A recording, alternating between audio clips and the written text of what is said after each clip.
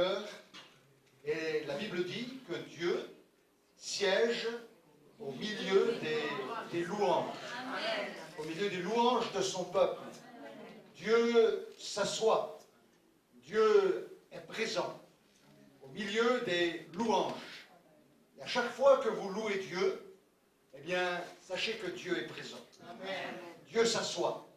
C'est une réalité spirituelle, c'est une loi spirituelle, et quand il y a des lois spirituelles, eh bien, il n'y a rien à faire, si ce n'est qu'à croire que Dieu est vraiment là, il est vraiment présent. Amen. C'est terrible quand une personne est dans les addictions, dans l'alcool, dans la drogue. Ce sont des souffrances, de grandes souffrances, voilà, jusqu'à la délivrance. Et quand Dieu met sa main, eh bien, les souffrances ne sont pas. C'est une réalité. Hier, il y avait une jeune femme qui a été incarcérée, qui est rentrée en prison, et elle est venue justement avec cette addiction à la cocaïne. Elle était en manque. Et quand je l'ai vue en manque, vraiment c'était une grande souffrance. Une très grande souffrance pour elle. Mais mon cœur souffrait de la voir bien dans un tel état. C'est terrible. C'est terrible. Et je crois que Dieu, c'est vraiment le Dieu de la délivrance, Amen. Le Dieu de la libération. Et c'est ce Dieu-là que nous annonçons. Amen. Alors j'aimerais ce soir lire quelques versets à partir de l'évangile de Jean, chapitre 11, verset 1er.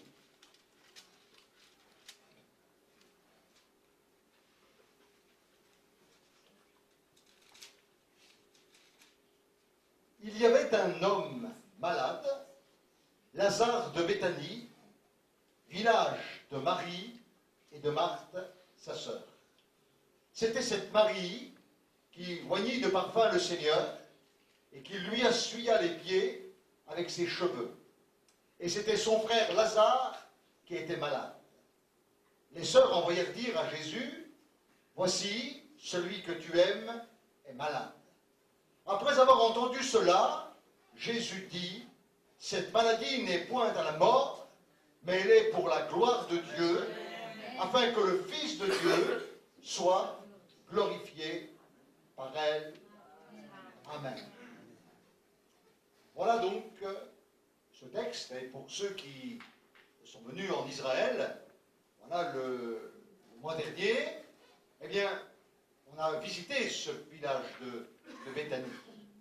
D'ailleurs, pour ceux qui se souviennent, c'est l'un des endroits où, eh bien, il y avait quand même pas trop une sécurité. Hein, voilà. Mais, voilà, Dieu est avec nous. Hein, personne n'a été menacé, ni même froissé. Mais je pense qu'il fallait voir ce petit village, Béthanie, juste à quelques kilomètres de Jérusalem, tout près de Jérusalem. Et j'aimerais dire ce soir, avec beaucoup de conviction, pour ceux qui le savent, eh bien, ils vont se l'entendre dire, et pour ceux qui ne le savent pas, ils vont le réaliser. Nous servons un Dieu qui est le même. Hier, aujourd'hui et éternellement. Amen. Il est le même. Nous avons un grand Dieu. Amen. Amen. Qui peut dire Amen à cela? Amen. Nous avons un grand Dieu. Amen. Et nous avons un petit diable vaincu. Amen. Il est vaincu. Et c'est une réalité, c'est une certitude. Et d'ailleurs, la Bible nous dit, dans Hébreux 13, 8, Jésus-Christ est le même. Hier, aujourd'hui et éternellement le même. La Bible dit dans le livre du prophète Malachie, chapitre 3, verset 6, Dieu dit, car je suis l'Éternel et je ne change pas. Je ne change pas. Je suis celui qui suis. Non, je ne change pas. Jacques dira dans son épître que toute grâce excellente, tout don parfait, nous viennent du Père des Lumières, chez lequel il n'y a ni changement, ni ombre de variation. Il n'y a ni changement, ni ombre de variation. C'est-à-dire que ce soir, Dieu est le même. La Bible dit dans le livre des Psaumes, eh bien que d'éternité en éternité, il est Dieu, il ne change pas, béni soit le nom du Seigneur, et ce soir, quelque part, ça rassure nos cœurs que Dieu ne change pas, que Dieu est toujours le même. Alors, la Bible va nous relater cette histoire de Lazare. L'histoire de cet homme qui est présenté comme étant un ami, l'ami de Jésus et l'ami de Marthe et Marie, les sœurs de Lazare. C'est ce que nous avons lu au verset 5. Jésus aimait Lazare, oui, il l'aimait. Et cet homme qui était Lazare, à un moment donné de sa vie, il tombe malade. Et non seulement il tombe malade, mais la Bible nous dit que Lazare meurt. Et Dieu sait faire la différence. Voyez-vous, pour ceux qui lui appartiennent. Pour ceux qui lui font confiance. Pour ceux qui espèrent en sa bonté. Alors, à cause de cela, quand Lazare tombe malade, Jésus reçoit la nouvelle. Et cette nouvelle, elle est simple. On vient lui dire, ton ami Lazare est malade. Ton ami Lazare est dans la souffrance. Et à cette époque, eh bien, c'était bien différent de la nôtre. C'est-à-dire qu'il n'y avait pas d'autre moyen pour s'échanger les nouvelles. Il n'y avait pas bien, de moyens de contact comme nous avons aujourd'hui, pas de télégramme, pas de téléphone, pas d'internet. Alors, eh bien, les sœurs vont envoyer un messager. Ils vont envoyer quelqu'un avec un message. C'est ce qui se faisait à l'époque. On envoyait quelqu'un. Et Lazare, l'ami de Jésus, eh bien, étant malade, cet homme, eh bien, va aller justement, eh bien, informer Jésus. Il va informer Jésus avec ce message tellement précieux pour un ami. Lazare, ton ami est malade, et là on voit dans le texte, eh bien, que Jésus, en fin de compte, ne prend pas trop la peine avec cette histoire. Jésus, eh bien, n'est pas forcément, eh bien, prêt à courir auprès de Lazare pour aller le rencontrer. Ça paraît quand même quelque chose d'étrange.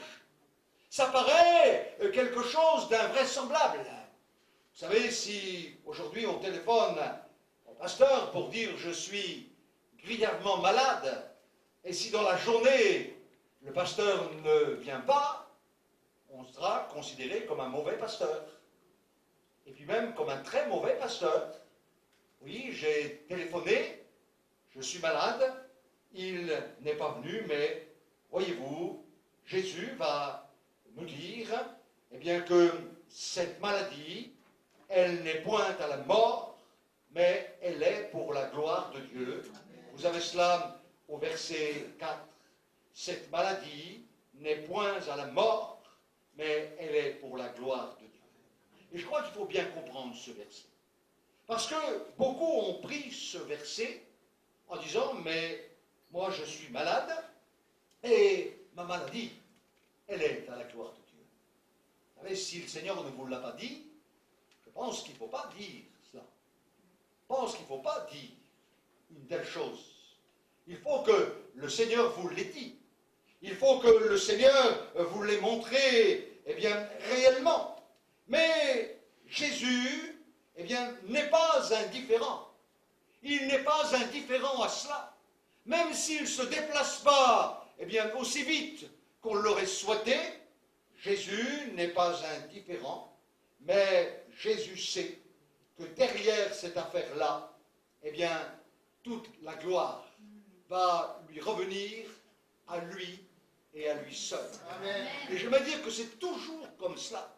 La gloire, elle lui revient à lui. La gloire, elle ne revient à personne d'autre qu'à lui et à lui seul.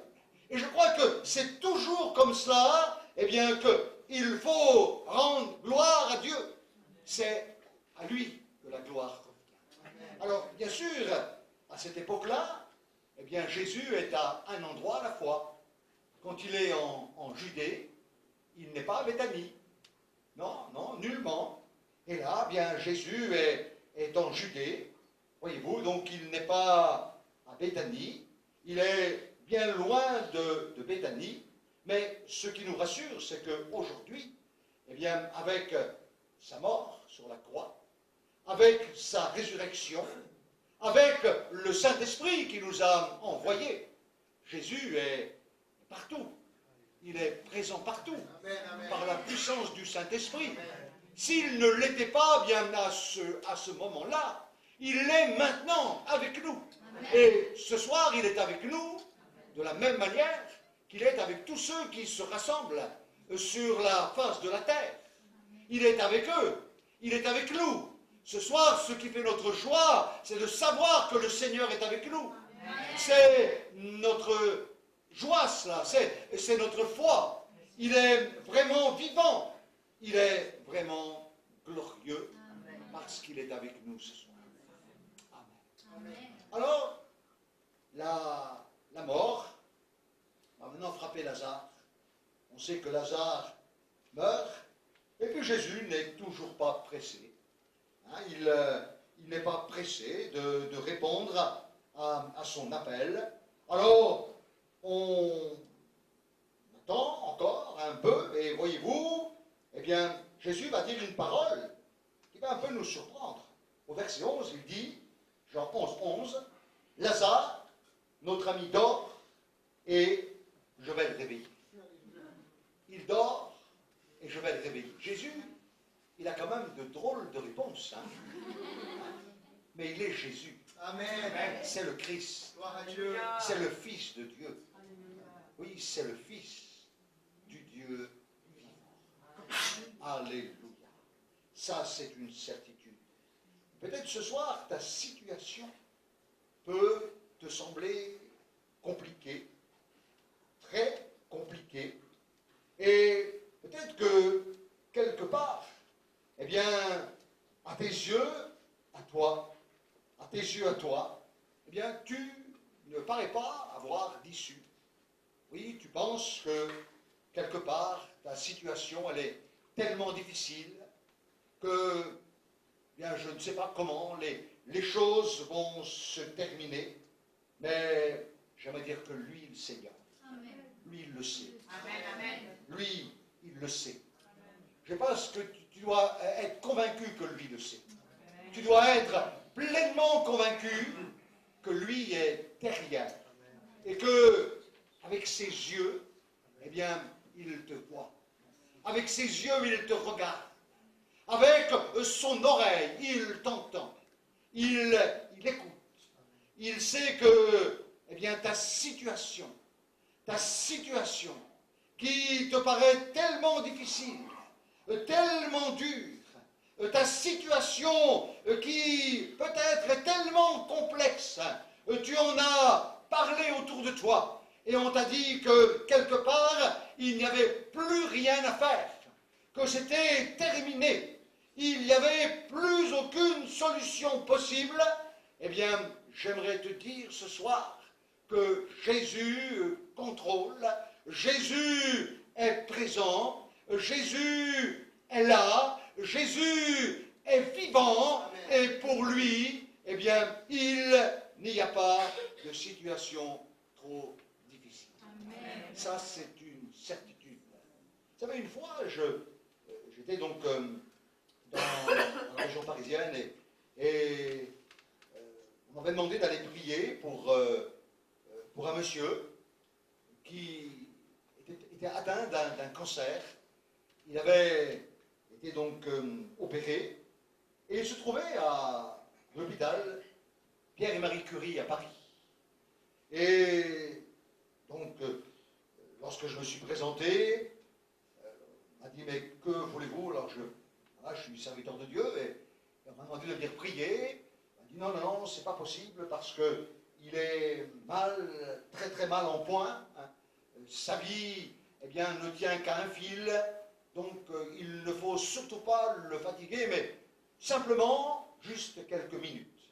Allez, quelques minutes. Et je rentre dans la chambre, et en effet, ce monsieur était branché de partout, il avait des tuyaux au bras, des tuyaux, des sondes de partout, à la bouche, au nez, et vraiment, il était dans une très grande souffrance, dans un semi-coma, et là, les yeux déjà révulsés.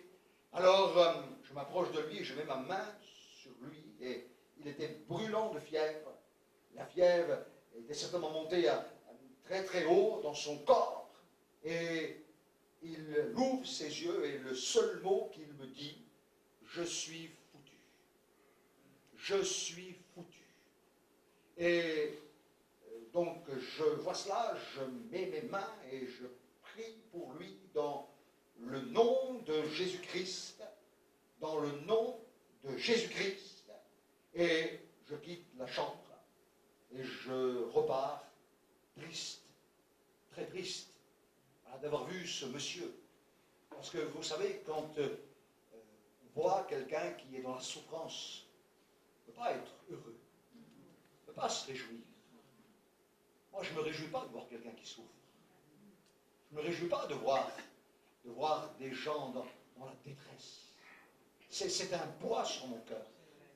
C'est un grand poids. Et je ne peux pas rire. Voir quelqu'un pleurer avec quelqu'un, puis aussitôt après, rire aux éclats, et non, m'éclater, comme on le dit, non, je ne peux pas. C'est pas possible. J'ai vraiment de la compassion, et c'est vrai que la compassion, le mot compassion veut dire souffrir avec. Souffrir avec. Et quelque part, j'étais triste.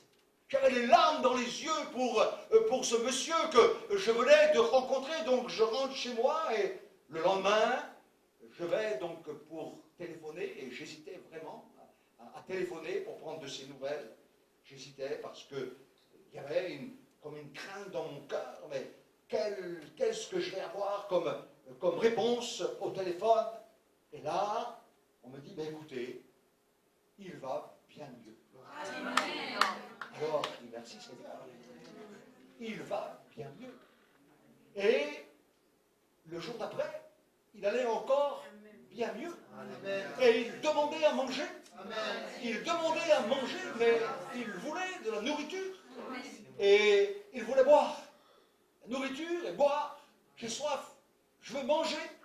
Et ce monsieur est sorti rapidement de l'hôpital et il est venu témoigner. Il est venu témoigner que Jésus avait posé sa main sur lui. C'est une situation tellement difficile. Mais derrière, ça vaut la peine de faire confiance à Jésus. Ça vaut la peine de mettre sa foi dans le Seigneur. Et là, Lazare est mort. Lazare est mort. Marthe n'a pas compris. Elle n'a pas compris le temps de Dieu. Elle n'a pas compris le temps de Dieu, puisqu'elle dira à Jésus, au moment où il va se diriger vers Béthanie, elle lui dira, si tu avais été ici, mon frère ne serait pas mort. au verset 21 du chapitre 11. Si tu avais été ici, mon frère ne serait pas mort. Et voyez-vous, la plupart de nos échecs, eh bien, elles viennent du fait que nous n'écoutons pas la présence de Dieu. Nous n'écoutons pas la présence de Dieu. J'aimerais dire que la montre de Jésus est toujours à l'heure. La montre de Jésus est toujours juste. La montre de Jésus, elle est toujours ni en avance, ni en retard. Il y a l'heure de Dieu. Si tu avais été ici, mon frère ne serait pas mort. Ce soir, j'aimerais te dire qu'il y a le temps de Dieu. Il y a l'heure de Dieu. Il y a le moment de Dieu. Et tu ne peux pas provoquer cela, toi, par ton savoir. Tu ne peux pas le provoquer par ton intelligence. Il y a le moment de Dieu. Il y a le temps de Dieu. Et ça vaut la peine d'être au diapason de l'heure de Dieu et de l'écoute de Dieu. Et à cause de son amour, eh bien, Dieu veut vraiment ne jamais nous abandonner. Il ne nous abandonne jamais. Il ne t'abandonnera jamais. Mais je veux te dire, c'est toi qui vas l'abandonner peut-être. Oui, c'est nous qui l'abandonnons. Mais lui, il ne nous abandonne jamais. Plaise à Dieu que jamais on ne l'abandonne. Plaise à Dieu que jamais nous ne lâchions sa main. Même dans les moments difficiles, même dans les moments durs, même dans les moments les plus arides, eh bien que jamais nous ne l'abandonnions, parce que lui, il ne le fera jamais. Alors, le temps devient le serviteur dans nos vies. Le temps est un serviteur dans nos vies. Il y a le temps de Dieu. Et je pense que plus vite on apprend cela, mieux c'est. Plus vite on comprend cela, que le temps est un serviteur, dans nos vies, on a besoin, eh bien, de le comprendre particulièrement. Alors, Marthe, devant la situation, elle va aller plus loin, puisqu'elle va dire à Jésus, eh bien, lorsque Jésus va demander maintenant d'enlever la pierre, parce que Lazare est dans le sépulcre, il est mort maintenant depuis 4 jours, il sent déjà, on vient de le voir, et Jésus va demander, eh bien, d'ôter la pierre. Ôter la pierre. Alors, Marc va lui répondre, mais il sent déjà. Il sent déjà. Oui, il sent déjà, mais Jésus, eh bien, dit qu'il faut passer à l'action. Maintenant, il faut passer à l'action. Il faut enlever la pierre. Et si tu as toutes sortes de paroles, de propos, que tu peux apporter tous les arguments possibles et inimaginables à Jésus, eh bien, tes arguments ne tiennent pas la route. Tes arguments ne tiennent pas debout. Tes arguments n'ont pas de valeur. Si Jésus dit, maintenant passe à l'action, enlève la pierre, eh bien, il faut vraiment enlever la pierre.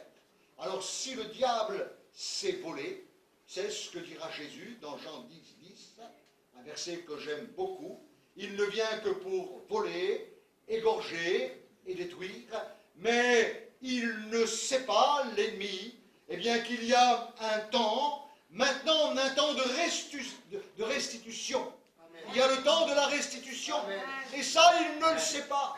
Il vole, mais il y a toujours derrière le temps où nous avons la restitution, où l'ennemi va envoyer la maladie, où l'ennemi va frapper par la maladie, parce que c'est lui qui frappe par la maladie. Il est dit dans la parole de Dieu, Satan frappa Job d'un ulcère malin. C'est Satan qui a frappé. C'est Satan qui frappe. Mais si l'ennemi frappe, eh bien, il ne sait pas qu'il y a toujours le temps de la restauration. Amen. Il y a le temps de la restauration. Amen. Il y a le temps, eh bien, où Dieu met sa main. Alors Jésus se trouve là. Est-ce qu'on peut essayer de s'imaginer la scène? Bon, souvent je fais comme cela. Quand je lis les évangiles, je m'imagine la scène. Je connais bien Israël, la Galilée, Jérusalem. Oui, j'ai beaucoup de choses encore à apprendre. On a tous des choses à apprendre. On n'est jamais arrivé à la pleine connaissance, mais il y a beaucoup d'endroits que je connais. Et j'essaie toujours de me mettre dans la scène. Je me place dans la scène. Alors Jésus est là devant le sépulcre. C'est une grotte, un petit peu comme la tombe de Jésus à Jérusalem. Et il y a une pierre qui est mise devant. C'est la manière d'ensevelir. Eh bien, à l'époque, dans ce pays, on faisait comme cela. Et là, Jésus a demandé d'enlever la pierre. Et il y a un verset qui me touche. Verset 35, il est dit, Jésus va pleurer. Alors on peut apporter beaucoup d'arguments sur ce verset. Beaucoup qui ont écrit sur ce verset.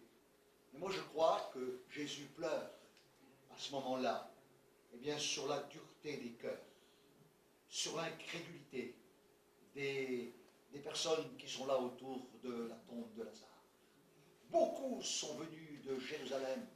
Jérusalem étant proche, ils sont venus eh bien, pour accompagner la famille. Ils sont venus eh bien, pour entourer Marthe et Marie. Et là, il y a une telle incrédulité. Il y a une telle incrédulité, une incrédulité à couper au couteau. C'est ce que l'on trouve parfois, une telle incrédulité. Une telle incrédulité. Il y a dans les cœurs, eh bien, une telle dureté. Une telle dureté. Jésus est ému dans ses entrailles. Jésus est ému à l'intérieur de lui-même. Alors, Jésus dit, enlève la pierre. Maintenant, enlève la pierre. Ne dis pas, mais il sent déjà. Ne dis pas, eh bien, lui qui a ouvert les yeux des aveugles, ne pouvait-il pas faire que cet homme ne meure point?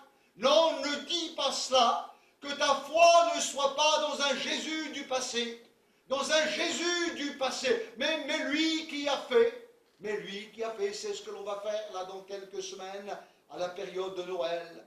Ils vont aller dans le grenier, ou descendre à la cave, ça va de soi, et là, ils vont chercher un vieux carton tout poussiéreux, plein de poussière, où dessus c'est marqué, eh bien, non, au feutre. Non, pas Noël, crèche. Crèche. Et puis ils vont secouer la poussière. Ils vont monter dans leur appartement, dans leur salle à manger. Et puis ils vont confectionner la crèche. Et puis dans la crèche, ils vont mettre un petit bébé. L'enfant Jésus. Il est né, le divin enfant. Jouer au bois, résonner, musique. Il est là. Voilà. Il est là. Et puis on le contemple. Et puis autour de la crèche, eh bien les mamans vont amener leurs enfants, papa également, puis ils vont dire, mon chéri, mange le petit Jésus en chocolat.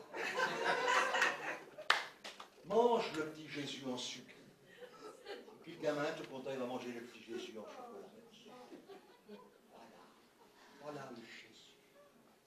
Le Jésus de la crèche. Le Jésus du passé.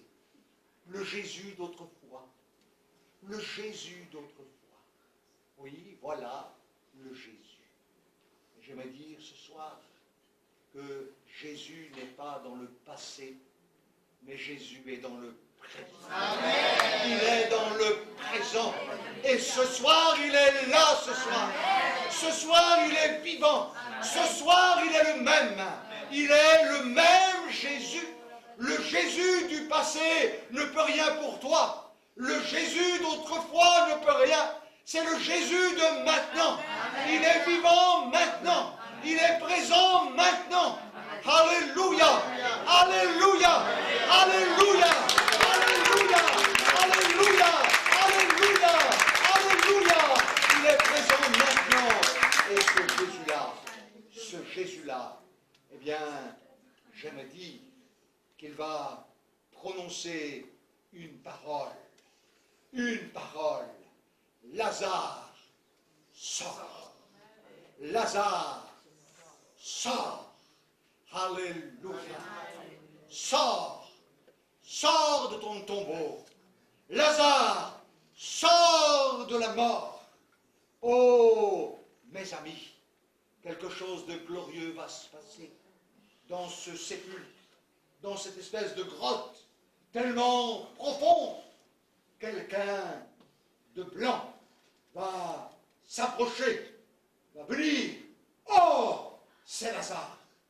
Il est réellement ressuscité. Il est réellement ressuscité.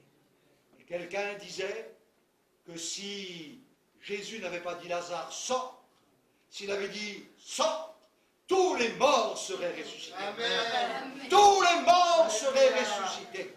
Je me dis ce soir, lorsque Jésus dit Lazare, sors, eh bien tu peux sortir de ta situation certainement difficile, ta situation compliquée, ta situation de péché, ta situation, eh bien, où tu n'en vois pas le bout, ta situation tellement compliquée.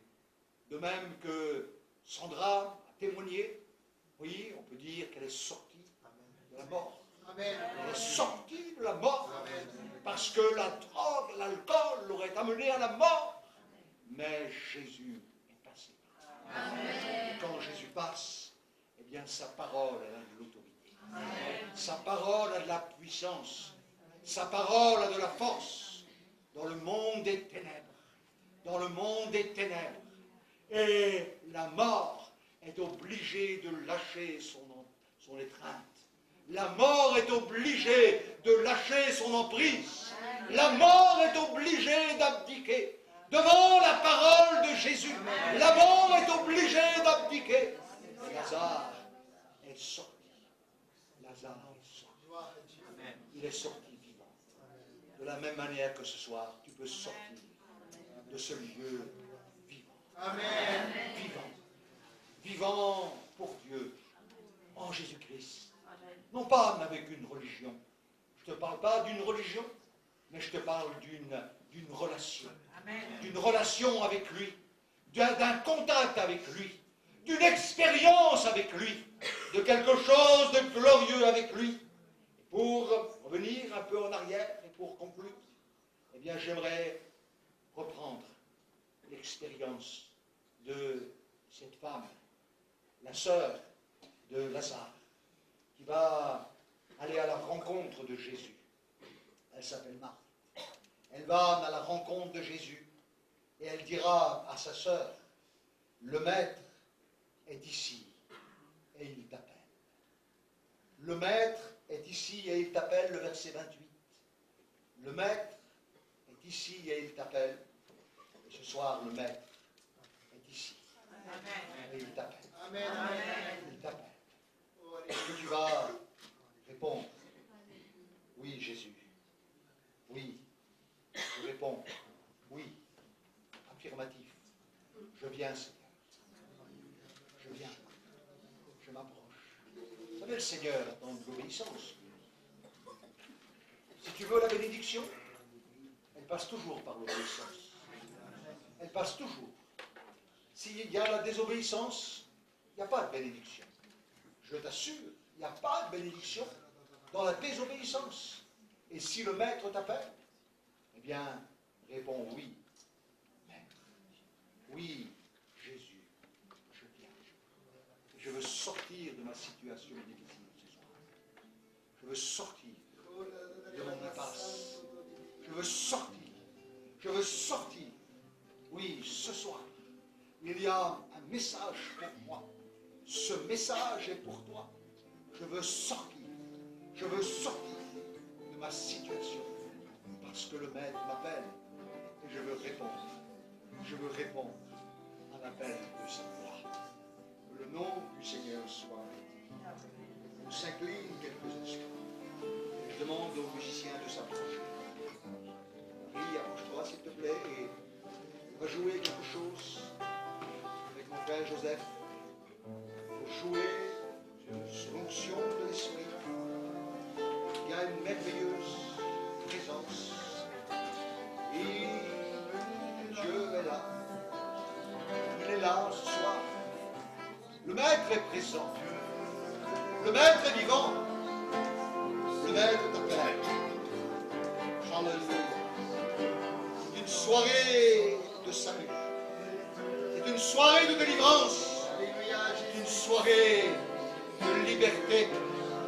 Libre. Libre en Jésus. Libre dans le Christ. Oh, alléluia. Alléluia. Ce soir, je crois. Ce soir, je crois. Seigneur, je crois ce soir. Je crois. Et parce que je crois, je verrai la gloire de Dieu. Parce que je crois, je verrai la gloire de Dieu. Alors je ne vais pas laisser l'ennemi. Je ne laisse pas l'ennemi me retenir. Je ne laisse pas l'incrédulité me retenir. Je ne laisse pas le doute me retenir. Mais ce soir, je viens. Ce soir, je viens. Ce soir, je m'approche. Dans le nom de Jésus-Christ. Le Maître est là, il t'appelle. Le Maître est là, il t'appelle. Les pauvres l'appellent. Alléluia. Oh, il y a une merveilleuse. Il y a une merveilleuse onction d'esprit. Le Maître est là ce soir. Oh, je veux l'adorer. Je veux l'adorer. Adorez-le avec moi. Adorez-le avec moi. Il est là maintenant. Il siège au milieu des louanges. Il siège au milieu des louanges. Alléluia. Alléluia. Au nom de Jésus. Incrédulité grande. Le doute tombe. Le Maître t'appelle. Oh.